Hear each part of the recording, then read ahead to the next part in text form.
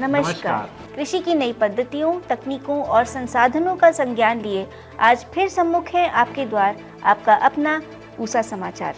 आज के इस अंक में मैं डॉक्टर शालिनी गौड़ रुद्रा, वरिष्ठ वैज्ञानिक, खाद्य विज्ञान एवं फसलोत्तर प्रौद्योगिकी संभाग, एवं मैं डॉक्टर विशाल सोमवंशी, प्रधान वैज्ञानिक, सूत्रकृमि विज्ञान संभाग, संस्थान की ओर से सभी दर्शकों का हार्दिक स्वागत करते हैं।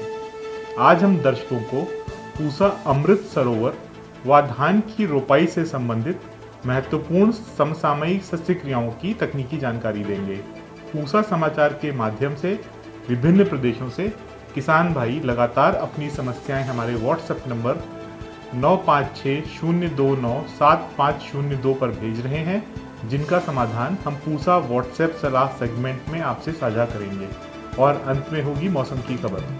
आगे बढ़ने से पहले हमारा आप सबसे ये अनुरोध है कि हमारे संस्थान के चैनल को आप जरूर सब्सक्राइब करें और बेल आइकन को दबाना ना भूलें, ताकि हमारे YouTube चैनल पर अपलोड किए गए सभी वीडियोस के नोटिफिकेशंस आप तक सबसे पहले पहुंच सकें।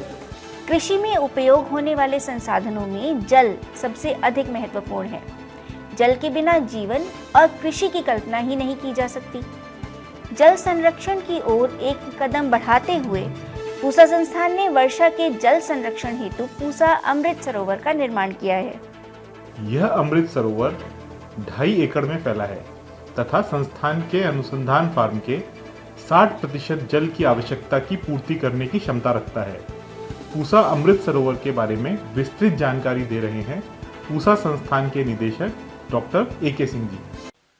किसान भाइयों नमस्कार। वर्षा जल को संचित करने के लिए पूसा संस्थान में हम लोगों ने एक नया प्रयास किया है, उसके बारे में मैं आपको थोड़ी जानकारी आज देना चाहता हूं। आप जानते हैं माननीय प्रधानमंत्री जी ने 24 अप्रैल 2022 को अमृत सरोवर नामक एक परियोजना शुरू की थी और इस परियोजना के तहत देश के हर जिलों में 75 तालाब बनाने का, या तो पुराने तालाब हैं उनको पुनर्जीवित करने के लिए या नए तालाब बनाने का लक्ष्य रखा गया है। इसी श्रृंखला में हम लोगों ने पूसा संस्थान, जिसका खुद का अपना क्षेत्रफल करीब 1200 एकड़ है और कई बार जब बरसात होती है एक दिन के अंदर 80 से लेकर के 120 मिलीमीटर तक की बरसात हो जाती है, तो सारा पानी जो है संस्थान से बाहर चला जाता था नजफगढ़ नाले में। हम लोगों ने एक योजना बनाई कि किस प्रकार से वर्षा जल को अपने संस्थान के जो पूरे क्षेत्र हैं उसका वर्षा जल किस प्रकार से हम संचित करके उसको पुनः सिंचाई के रूप में प्रयोग में ला सके। तो इसके लिए हम लोगों ने एक पूसा अमृत सरोवर का निर्माण किया है। यह करीब 2.5 एकड़ क्षेत्रफल में बनाया गया है, जिसकी जल धारण क्षमता 50,000 क्यूबिक मीटर यानी कि 5 करोड़ लीटर पानी की है। इसमें संचित पानी से करीब हम 200 से 250 एकड़ खेत की सिंचाई 3 बार कर सकते हैं। और अभी पिछले 3-4 दिनों के अंदर जो बरसात हुई है उस वर्षा के द्वारा इस तालाब में तकरीबन 4 करोड़ लीटर पानी अभी तक इकट्ठा किया जा चुका है। तो जल, जैसा कि हम जानते हैं, जल ही जीवन है, जल है तो कल है। हमारा सभी लोगों से अनुरोध है, किसान भाइयों से विशेष रूप से और ग्राम पंचायतों से, कि आप अपने भी क्षेत्र में, अपने ज़िले में अगर पुराना तालाब है जो कि अब अच्छी तरह से काम नहीं कर रहा है, उसकी सफाई करानी है, उसका जीर्णोद्धार कराना है, तो उसको करवाइए और पानी को संचित करिए और इसका उपयोग करिए।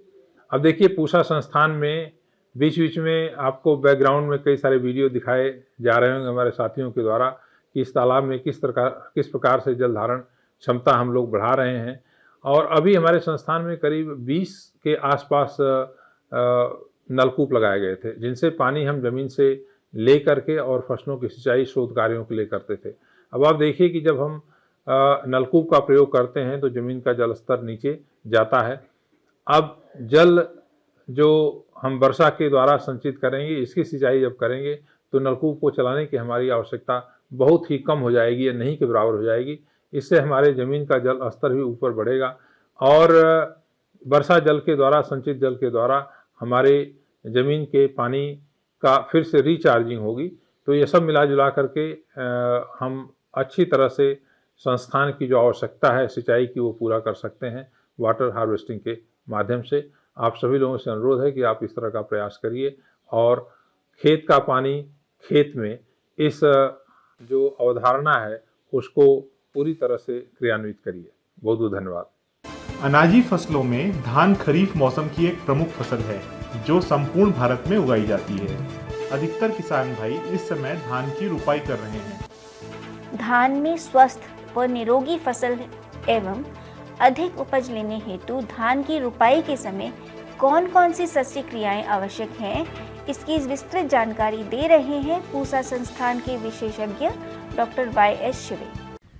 किसान भाई और बहनों नमस्कार। जैसा कि आप जानते हैं इस समय जो धान की रोपाई का समय चल रहा है और धान से अच्छी पैदावार लेने के लिए कुछ बातों का ध्यान रखने की ज़रूरत होती है जिस समय हम धान की रोपाई करते हैं। तो सबसे पहले मैं ये बताना चाहूँगा कि खेत की तैयारी अच्छे ढंग से करनी चाहिए। खेत की जुताई 2-3 बार करके उसको जो है लेजर लैंड लेवलर से समतल कर लेना चाहिए और उसके बाद में फिर जो है हमको पडलिंग की ज़रूरत पड़ती है। तो पानी भरकर जो है खेत के अंदर 2-3 बार जो है पानी भरे हुए खेत में या तो ट्रैक्टर से या देसी हल से जुताई करनी चाहिए। ऐसा इसलिए किया जाता है ताकि हमारी मिट्टी जो है लेह युक्त हो जाए। इसके 2 फायदे होते हैं पडलिंग करने के। एक तो जो है हमारा पानी का निक्षालन जो नीचे मिट्टी के अंदर चला जाता है वो भी रुक जाता है और दूसरी बात ये है कि हमारे खरपतवार भी कम आते हैं। तो ऐसा करने से जो है हमारी जो है पैदावार अच्छी होती है और हमें पानी की भी कम ज़रूरत पड़ती है और खरपतवार कम आते हैं। तो आपको जो है रोपाई से पहले अच्छे ढंग से पडलिंग करनी चाहिए और पडलिंग करने के साथ साथ जो है आपको इस बात का भी ध्यान रखना चाहिए। बहुत से किसान भाई और बहन जो हैं सस्बेनिया या जिसको हम ढैंचा भी कहते हैं तथा हाँ एक सनई होती है, इसकी हरी खाद के रूप में उपयोग करते हैं। तो इसको यदि आपने उगाया है और उसको जो है मिट्टी के अंदर मिलाया है तो मैं ये बताना चाहूँगा कि आप तुरंत जो है जुताई करके मिट्टी के अंदर मिला दें, लेकिन इस बात का ध्यान रखें कि रोपाई करने के बीच में और उसको मिट्टी के मिलाने में कम से कम जो है 10 से 12 दिन का टाइम होना चाहिए।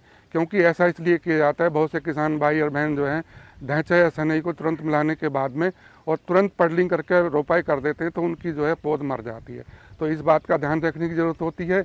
अब मैं ये बताना चाहूँगा कि पोषक तत्व प्रबंधन बहुत ज़रूरी है जिस समय हम रोपाई करते हैं। तो उसके लिए जो है मृदा परीक्षण के आधार पर पोषक तत्व का प्रबंधन करना चाहिए धान के अंदर अपनी किस्म के अनुसार। यदि किसी कारणवश आप पोषक तत्व प्रबंधन मृदा परीक्षण के आधार पर नहीं कर पा रहे हैं तो जो भी आपकी फास्फोरस की पूरी मात्रा है, पोटास की पूरी मात्रा, जिंक सल्फेट 20 से 25 किलोग्राम, जो कॉमन हमारी अच्छी पैदावार देने वाली किस्में धान की हैं उनके लिए लगभग 120 से 130 किलोग्राम नाइट्रोजन की ज़रूरत पड़ती है, 50 से 60 किलोग्राम फास्फोरस और 40 से 50 किलोग्राम पोटास, 20 से 25 किलोग्राम जिंक सल्फेट। तो इसकी पूरी मात्रा जो है आप जो पडलिंग कर रहे हैं, हम लास्ट जुताई कर रहे हैं उस समय डाल देनी चाहिए। और मैं ये बताना चाहूँगा आपको नाइट्रोजन जो है रोपाई के समय नहीं देनी चाहिए। क्यों रोपाई के समय क्यों नहीं देनी चाहिए? यदि हम नाइट्रोजन रोपाई के समय देते हैं या तो जो है वातावरण में जो है वो अमोनिया गैस बनकर उड़ जाएगी और या जो है वो मिट्टी के अंदर जो है पानी में बहकर नीचे चली जाएगी। तो इसलिए जो है नाइट्रोजन को उस समय नहीं देना चाहिए, बल्कि नाइट्रोजन को जो है 3 भागों में बांट कर देना चाहिए। रोपाई के 1 सप्ताह बाद 1/3 भाग और 1/3 भाग बची हुई मात्रा को जो है 25 से 30 दिन बाद और 1/3 भाग जो बची हुई होती है उसको 50 से 55 दिन बाद देनी चाहिए। इस तरीके से जो है हम नाइट्रोजन की उपयोग क्षमता बढ़ा सकते हैं धान के अंदर। और इसके साथ साथ जब हम खेत के अंदर रोपाई करते हैं तो इस बात का ध्यान रखना चाहिए जहाँ से हम पौध को उखाड़ रहे हैं तो पौध को उखाड़ने से पहले जो है हम पानी भर दें रात के समय या शाम के समय, ताकि जो है हम सुबह जब पौध उखाड़ें तो अच्छे ढंग से हमारी पौध उगड़े और पौध को उखाड़ते समय जो है जड़ों को नुकसान न हो। इस चीज़ का ध्यान रखना चाहिए और बहते हुए पानी में जो है पौधों की जड़ों को जो है उनको साफ कर लें और तभी जो है उसकी रोपाई करें।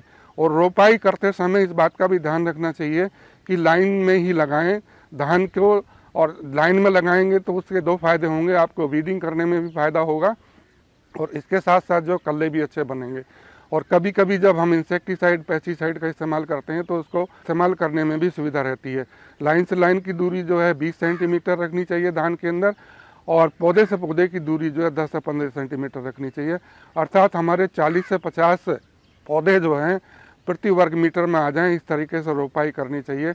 और इस बात का भी ध्यान रखना चाहिए कि एक स्थान पर 2 पौधे लगाने चाहिए, क्योंकि यदि हम एक पौधा लगाते हैं किसी कारणवश मर जाता है तो हमको गैप फिलिंग करने की जरूरत पड़ती है। और किसान भाई कभी कभी जो है वो धान की रोपाई देर से करते हैं, तो देर से करने के बहुत सारे कारण हो सकते हैं। तो उसके लिए मैं बताना चाहूँगा, यदि आपकी पौध बड़ी हो जाती है तो उसको जो है ऊपर से तोड़ दें तभी लगाएं, ताकि आपके कल्ले अच्छे बनते हैं। तो इस तरीके से जो है रोपाई करनी चाहिए।